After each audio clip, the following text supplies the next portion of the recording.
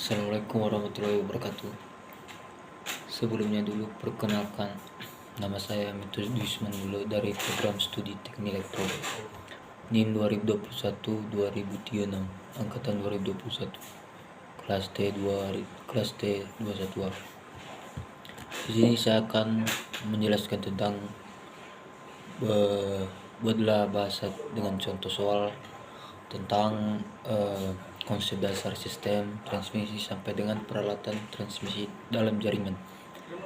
Nah, pada sebelumnya dulu saya akan menjelaskan tentang dasar konsep sistem transmisi. Apa itu sistem transmisi? Adalah sistem yang digunakan untuk mengirimkan sinyal atau informasi dari satu tempat ke tempat yang lainnya. Sistem transmisi terdiri dari beberapa komponen yang bekerja bersama-sama untuk mentransmisikan sinyal. Beberapa komponen tersebut diantaranya line pengiriman atau transmitter, diantaranya saluran transmisi, transmission medium, dan transmission receiver. Ada beberapa contoh soal pada utamanya dulu konsep dasar sistem. Nah, ini contohnya ya, tentang sistem transmisi dan 3 komponen utama dari sistem transmisi. Nah, ini adalah bagian bahasa atau contoh. Di sini ada bahasa. Contohnya, salah satu contohnya itu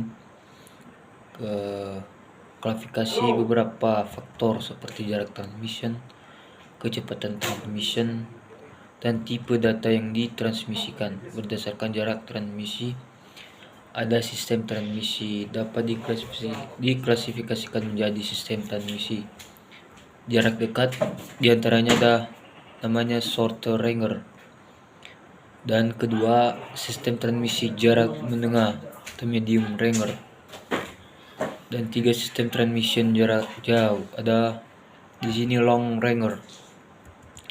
Berdasarkan kecepatan transmisi, diantaranya sistem transmisi dapat diklasifikasikan menjadi sistem transmisi. Ada rendah kecepatan, ada low speed, sistem transmisi menengah kecepatan atau medium speed, dan sistem transmisi 3 kecepatan atau high speed.